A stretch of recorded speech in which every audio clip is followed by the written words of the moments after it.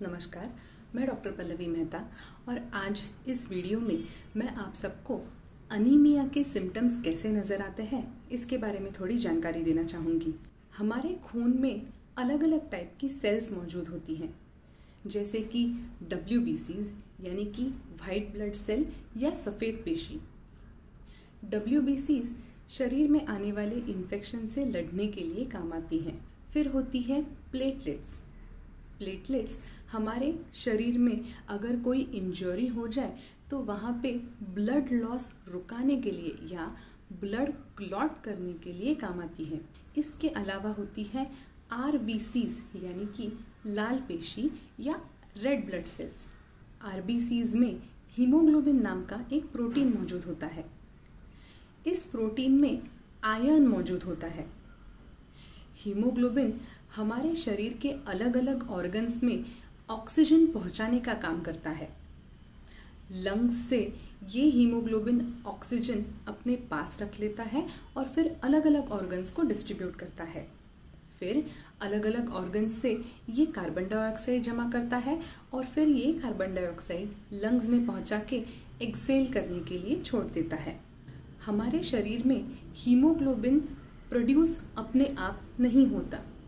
Haemoglobin की production के लिए फॉलिक एसिड, B12, आयरन ऐसे अलग अलग न्यूट्रिएंट्स की ज़रूरत होती है। अगर शरीर में सफिशिएंट हीमोग्लोबिन मौजूद ना हो या फिर हीमोग्लोबिन सही से ऑक्सीजन कैरी ना कर पाता हो या फिर RBCs ही सफिशिएंट ना हो तो हमारे शरीर में ऑक्सीजन कम सप्लाई हो जाता है। इस सारी कंडीशन को अनीमिया ऐसे कहा जाता है। अनीमिया कई अलग अलग कारणों की वजह से हो सकता है, जैसे कि न्यूट्रिशनल डेफिशिएंसी की वजह से आयरन डेफिशिएंसी अनीमिया हो सकता है या विटामिन B12 और फोलेट की वजह से भी अनीमिया हो सकता है।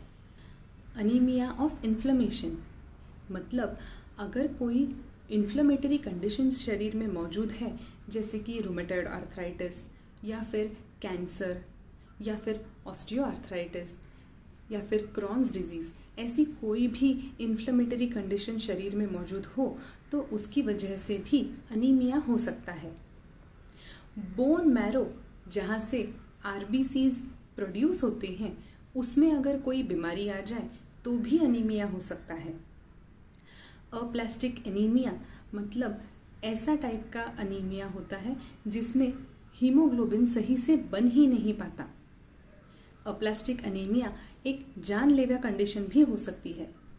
इसके अलावा हीमोलाइटिक एनीमिया मतलब बिना किसी कारण के हीमोलाइसिस यानी कि RBCs टूट जाना, और सिकल सेल एनीमिया जिसमें RBCs की शेप सही से नहीं होती। ऐसे अलग अलग टाइप के अनीमिया मौजूद है। इसके अलावा भी कुछ रेयर अनीमियाज प्रेजेंट है। अनीमिया के सिम्टम अनीमिया के कारण के ऊपर डिपेंड करता है। अगर अनीमिया माइल्ड हो तो कई बार सिम्टम्स दिखाई नहीं देते। अगर सिम्टम्स नज़र आ रहे हैं, जैसे कि बहुत ज़्यादा थकान लगना, फटीग महसूस होना, सांस जल्द जल्द फूल जाना, हार्ट बीट बहुत तेज़ हो जाना, स्किन बहुत ज़्यादा पेल येलोइश दिखना, चक्कर आना, फेंट हेड या फिर डिजीनेस महसूस होना, हाथ पैर बहुत जल्दी से ठंडे पड़ जाना, सर दर्द करना, ऐसे कुछ सिम्टम्स अगर किसी में नज़र आ रहे हो तो ये अनीमिया से रिलेटेड हो सकते हैं।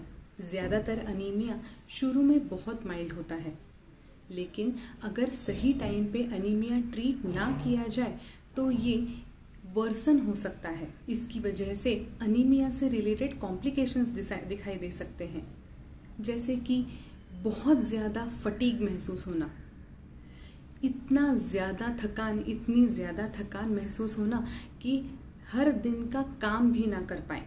प्रेगनेंसी के कॉम्प्लिकेशंस यानी कि बच्चे की ग्रोथ सही से ना होना, ये भी अनीमिया की वजह से देखा जा सकता है। हार्ट प्रॉब्लम्स जैसे कि इर्रेगुलर हार्ट बीट या फास्ट हार्ट बीट, ये भी अनीमिया से रिलेटेड हो सकती है।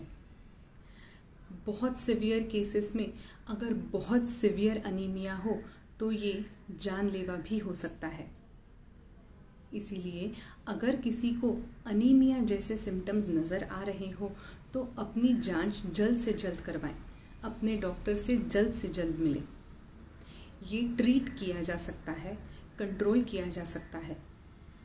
और अगर आपने अब तक हमारे इस चैनल को सब्सक्राइब नहीं किया हो तो तुरंत लाल कलर का बटन दबाएं और हमारे इस चैनल को सब्सक्राइब करें। Thank you.